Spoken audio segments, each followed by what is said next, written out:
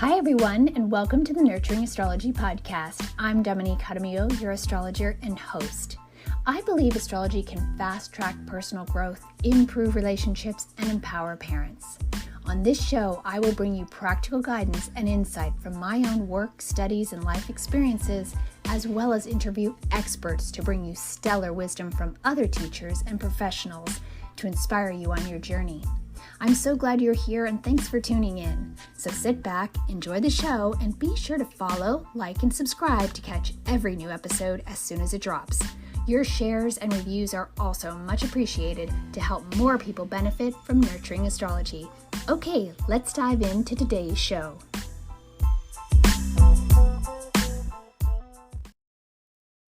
Hi, everyone, and welcome back to the Nurturing Astrology podcast. I'm Dominique, your astrologer and host, and I'm back with you today for my Capricorn Musings. So my thoughts and insights and feelings about the closing out of one year as we move into another. And just before we enter Capricorn season, which is also the winter solstice, we have Jupiter, the planet that rules Sagittarius, re-entering Aries, where it was earlier this year. And this is big because it's really going to launch us forward in the new year and into the first few months of the year. It goes into Taurus in May. So we have those first 5 months of the year, and it's going to be quick. And this energy is really going to be great to provide us that courage and, empowerment to go for what we feel more aligned with and called to do after all that we've learned this year. And it's like we've created the vision or the dream, or we think we know what we want, but we're not quite sure how to get there. Now it's time to really give it a go. Or maybe we've tested some things or played with some ideas, and now it's time to, give it a try, put yourself out there and go for your dreams, step into more independence and freedom in expressing who you are and your vision and your ideas and your beliefs. So Jupiter is been in the last degrees of Pisces throughout Sag season. So it's been a real time of reflection on our inner beliefs and emotional bodies in terms of, am I really pushing my life forward from a place that really feels authentic and true for me? Or am I listening to, the shoulds or other people or other programming that is, instilled in us from childhood, so there's been a lot of uncovering of that. And moving forward, it's going to be about really trusting ourselves. So as we move and head into Capricorn season, we know Mercury and Venus are already there. They've led us into the season. They moved in December 7th and December 10th, respectively. I did a couple of little nuggets on both of those if you want a little more detail about those in particular. But ultimately, let's dive into Capricorn season, Capricorn energy, what that all means. Capricorn is the last earth sign and in the zodiac, and it's about those learning lessons and hard work and overcoming limitations and making changes to mature and grow, right? And achieve our goals and our higher purpose. And speaking of higher purpose, that is the highest point of the chart and the 10th house on the astrology wheel that Capricorn rules. And so this is about our, life direction, purpose, and reputation, and how we're seen in the world, what we offer the world, what we bring to the world, our service to the world. And it also is Saturn's home, right? So it's about responsibility and structures and time and discipline. So these are things that we are now thinking about and trying to lean into in order to make those plans and set those things in motion, those foundations for the year ahead. Capricorn's a cardinal sign, so it's an initiator energy. So it's initiating wanting to build things. And it also challenges us to discover what our purpose is. So the challenges that come in when Saturn is in play and Capricorn is in play is to help us master our destiny, to master and discover and master our purpose. And it's not easy, but I don't think it's supposed to. It's like our job in this life, our work in this life. And anything worth having must be worked for, right? And if if you're loving what you do, though, maybe it doesn't feel like work. And that's Venus in Capricorn, do something that you love, build something that you love, that you're passionate about. And Jupiter moving through Aries is going to really help support that. And then, think about the last couple of years as Saturn was moving through Aquarius. It's finishing up there now. Between now and next March, we're still in this Saturn in Aquarius, which is been really like in our heads about what is it we want to build. And, we've been learning different things, taking different approaches, trying to look, at life from different perspectives or different people's opinions and different approaches to our work. I've been even exploring Vedic astrology and like different ways of looking at your chart. It helps you sort of stay open and not fixed and set in stone a belief system or a way of doing something. It really breaks you out of that in order to free you up to do, to find your own unique path and way of doing things and expressing yourself or working or creating. So we're really working with, learning to be the captain of our own soul's journey and go our own way and trust that we're on the right path, regardless of the world around us or what other people say, and it's also about finding our tribe and our communities and working with those people, those like minds, or those people that really get us and that we can serve with our unique way of doing things or working or whatever it is that you're bringing to the world, whatever service or gifts you are bringing to the world and your people, So on December 21st, the sun enters Capricorn, and that is the winter solstice. So this is the real changing of the seasons and the four directions. So at this moment, the sun will actually square Aries and Jupiter and Aries at that 0 degrees. So this can really inspire and motivate us to want to take action, even if it's only preparatory, and it also will love to uplift our spirits. It's right at the beginning of the actual holiday and Christmas weekend. So there'll be lots of festivities and, uplifting energy in the air, which will be really nice. And there'll be this inspiration and light and hope for what's possible, which is always a really good feeling. And Venus will trine Uranus retrograde in Taurus. So at the same time. So this is where we're still playing with ideas and projects and plans for the new year, and that Saturn ruler on that last leg in Aquarius, like I mentioned, think outside the box of the normal rules, maybe contemplating and playing with ideas of, doing something your own way, breaking some rule, so that you can be free to do things in a way that really better suits you. Then on December 23rd, we have our Capricorn New Moon. And the interesting thing about the Capricorn New Moon that jumped out to me is this conjunction with Hygeia, the goddess, asteroid goddess of health. And it made me think a lot about what it means to be healthy. Diet and exercise, vitamins or medication, mental, emotional, and physical whole body health. And what does that look like? And where is there dis-ease in your life or your work or your body? Because when Saturn moves into Pisces, we are going to be working there for the next couple of years in terms of building a life and daily practice that is really for ultimate well-being. And that includes our mind, body, spirit, soul, work, life, everything.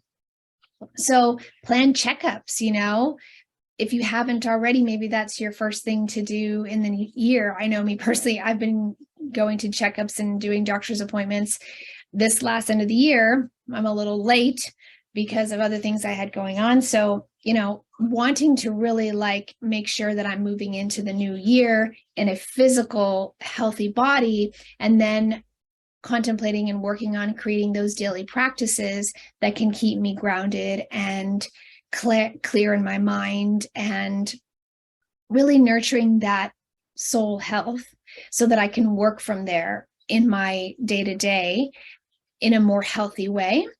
And that's going to be a big part, I think, of that Capricorn new moon. It's also got a stellium of Mercury, Venus, and Pluto in Capricorn. So I did those nuggets on the Mercury and Venus, so you can check those out. But ultimately, it places the focus and desires on our approach to finding or following our purpose and career in a way that doesn't feel like work.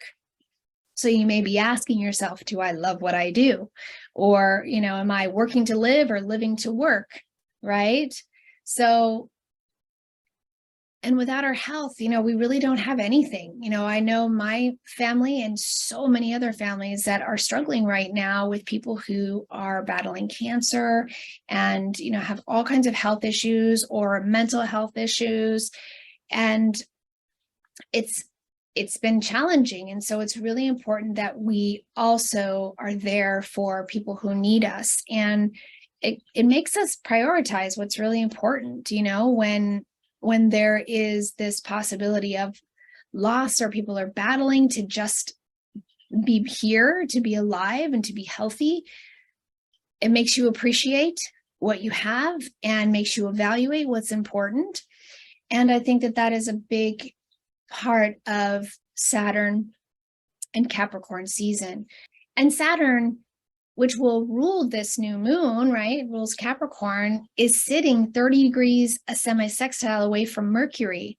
And so this can keep us in this mode of questioning and maybe getting lost in the coulda, woulda, shouldas, and of the year, instead of just letting go and saying, okay, let's let go. Let's really step outside the box. Let's just give it a go and start leaning into that Pisces energy that's coming. I've been thinking about this a lot and going about building that spiritual practice that really supports us in working with our own inner source and self and spirit connection, and learning how to believe and trust in our unique soul growth journey so that we can really get out of our heads and into our feeling, emotional hearts and bodies, because that's really what is our best guide, right? And most trusted guide is within. And we spend our whole lives searching for answers outside of ourselves. And we all know that when we tune in, that's when the real answers come. And so I think that Saturn is really going to be calling on us to go within and, sort of let the old programming and boundaries and ideas and structures dissolve a little bit and rebuild them in a way that includes a daily practice and a daily routine of really coming from that deep inner place of connection with source and moving forward from the heart and sense of what's true and right for us. And, Chiron actually shifts direct that same day on that new moon. And that's a big shift too, because it's time to even talk about our healing journey, the pain that we've experienced in life, because everybody has experienced pain. Everybody has gone through loss. And part of, I think, the Aquarian energy, and as we move into Pluto and Aquarius next year, which is a huge shift, is going to be about stepping back into our own humanity and also connecting with other people on a human level and realizing that We all have stories, we all have pain, we all have loss, and we are a human community, and we have diversity, and that's a beautiful thing. We have differences, and that's a great thing and interesting and should all be celebrated, as opposed to ridiculed or judged, which is also Saturnian, to judge. I think that that is going to be really pivotal moment, and at the solstices, and whenever we ingress into a new solstice point, that energy carries us through till the next solstice, till the summer solstice, for the next 6 months. And by the time we get to June, so much is going to shift. Like, life will not feel or look the same in many ways for many of us. And I think that everybody feels that, and we all kind of sense that in a way. And there's fear in that, because things are changing and you want them to change, but at the same time, you're really afraid because you don't know exactly what that change is going to look like. And if you're someone Aquarian energy, fixed signs, things like this, it is harder to change. And change is difficult for people in general, and change for people who have fixed energy can be even harder. Mercury's already in its shadow, and it's going to retrograde December 29th, the last day of the year, conjunct Venus. So we are already in that evaluation process, so that we can practically build those foundations and structures for how we want to live and love and parent and communicate, and share our thoughts and feelings and ideas and needs with other people. Like, it's just changing everything. And this energy, and I talked about this in the Venus nugget, that Venus was retrograde here last year and connecting with Pluto. So we're at this other end of what we've really let go of and changed and transformed through. And I'm now like birthing into and wanting to sort of bring to life or build our life with this new sense of value and worth and knowing and trust in self as a true guide. Okay, so as we enter 2023, on that January 1st, Venus will now make that last conjunction at 27 Capricorn with Pluto from that retrograde it had last year.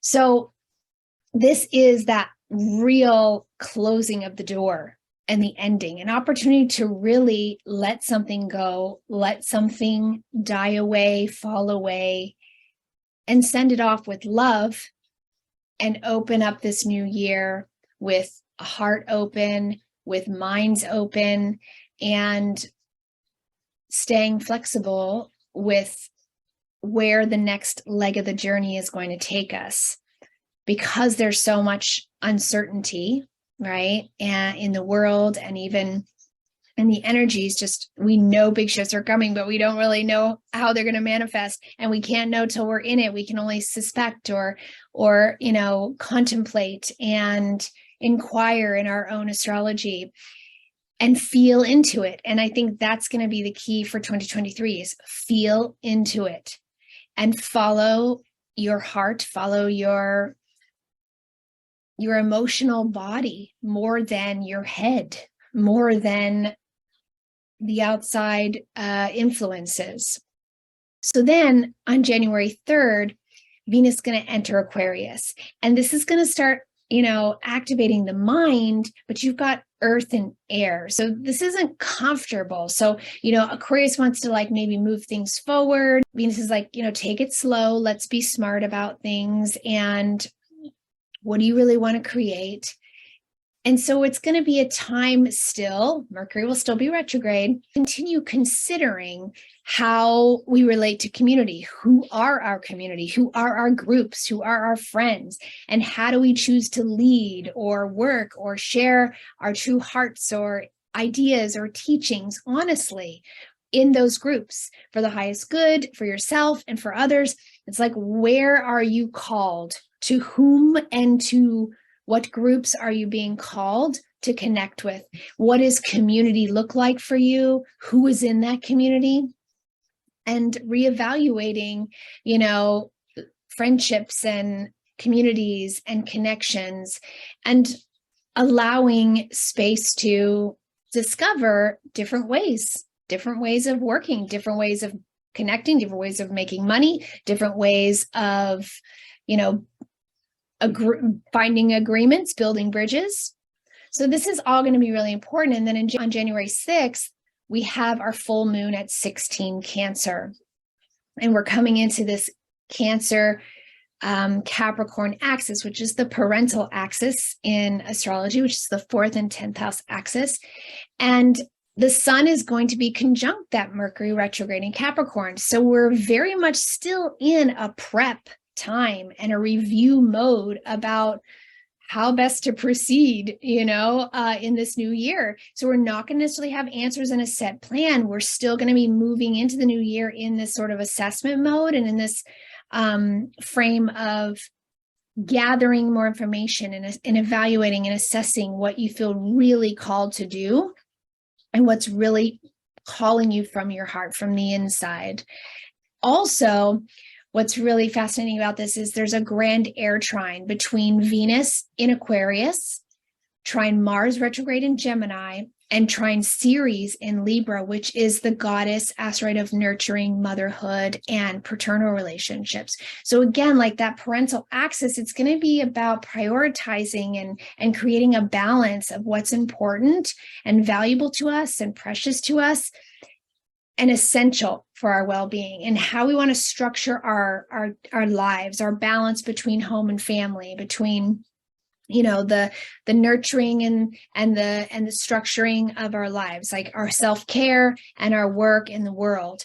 And this is also mom and dad and the balance between, who's authority and who's responsible for what, and handling the home and the work, the finances, who's bringing in the money, who's taking care of the kids, making all of these sort of decisions.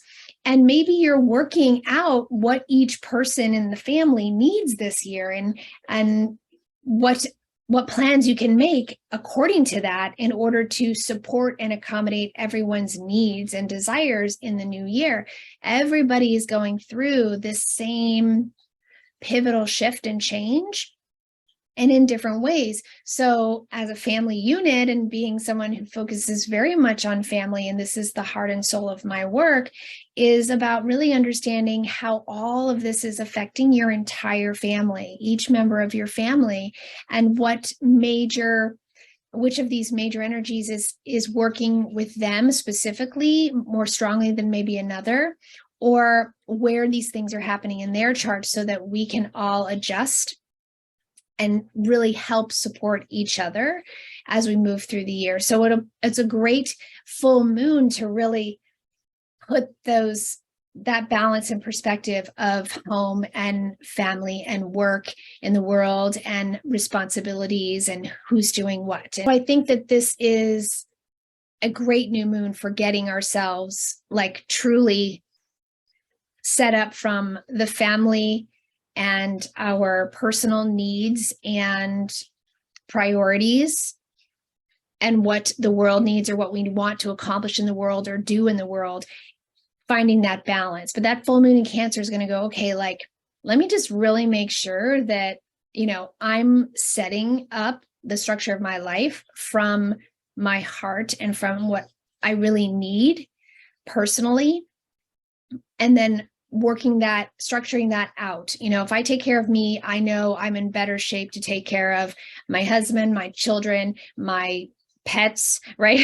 Anybody else in my life, and then therefore in my community and the clients and the people I serve. So it really is about finding that core place of nurturing and mothering self, and then allowing that to help us serve the others that we care for in our lives.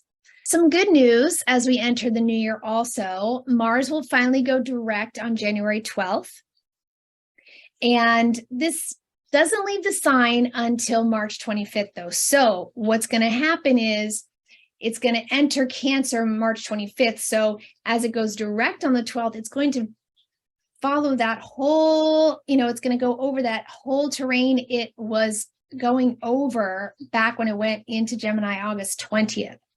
So Mars went into Gemini August 20th, and now it's moving over that whole terrain for the third time. So this is going to be that final leg of what sticked. What did I learn? What information came in? What was I inspired to do? Or how did my mindset or my, ideas or thoughts or projects or work or desires or passions change based on that huge retrograde? And now what do I want to do with that information? How do I want to put this information into play to support me on my path going forward? So that's going to be great when Mars goes direct on January 12th. Everyone's been very excited. However, we do have the final leg of that passage of Mars through Gemini to work out all the kinks and really assess and nail down what it is we've learned and how we want to implement that in our year going forward. And then on January 18th, Mercury shifts direct and it's go time. At this point, this is the only stretch of the year that there'll be no retrogrades. So between January 18th to April 23rd, there'll be no planets retrograde. So this is go time. This is that window of opportunity that we get every year to just launch everything, go, go, go, all systems a go, right? All energies moving forward. But we have to keep in mind that also during this window, and actually in the month of March, 3 very key planets take on new roles and new territories. Mars will enter Cancer, Saturn will enter Pisces, and Pluto will enter Aquarius, all 3 in March. So this is huge shifting point. So you may think, oh, I know I'm going to plan X, Y, and Z and everything's go in this window, but it's really going to have to, we're really going to have to stay flexible, because ultimately those big shifts are going to cause big shifts and new information that comes in and changes of circumstances that are going to shift everything on its head. Okay. So you can plan for 2023, but stay flexible. Be open to change. Have your ABC plan, maybe even a DEF plan, so that if you have these multiple game plans and possibilities in place, you can shift, right? And adapt more easily when circumstances change. The exciting thing about this is that when these things happen, just say, oh, okay, now I know what I can do. It's like accepting that, okay, I had these ideas, but okay, this thing happened. Now I know which plan and which road to take, right? Having all these possibilities and then being able to stay mutable, right? So Mars was in Gemini, it moves into Cancer, but then Saturn moves into Pisces, which is mutable, and it can be really tough, right, to adjust. So I know it's a lot. I know you've all probably been listening to a lot of different astrology and a lot of different forecast events, as I have been taking it all in as well. And 2023 is going to be a powerful year and a big transition year into the future, the new future. And nobody really knows exactly what that is. But if we stay in the excitement of the possibility of what that is and keep our hand, our fingers on the pulse of the cosmos and the energies, and stay in tune personally with what we need and our own work on our own frequency and energy, and stay guided by our own personal truth and having love and compassion for the people in our immediate surroundings and beyond in our human community, then what we create can be amazing and something that we can't even imagine yet, right? Beyond our imagination, very much Aquarius, beyond the imagination, and Pisces, right? So we'll get a taste of that when Pluto moves into Aquarius of the future, but it's going to dip right back into Capricorn. So we have some work to do still, but we're going to get a little bit of a taste of that vision and possibility, which can seed even more ideas for what's possible for us in the future. So I know I went way long there into 2023 possibility, but how can we not, with us closing out this big year and moving into this new one that's so powerful? So I'll bring it back to the moment and just say, wishing everyone a beautiful holiday season, a happy new year, all the best for 2023. And I look forward to seeing you back here at the Nurturing Astrology podcast and my YouTube channel for more musings and insights and who knows what else I might create. My Aquarius mind is also lit up with ideas and possibilities and working out how I can bring all of that to you in my unique way in the coming year and years ahead. But for now, thanks for listening and wishing you all the best for the end of 2022. Happy Capricorn season and winter solstice, everyone. Take care.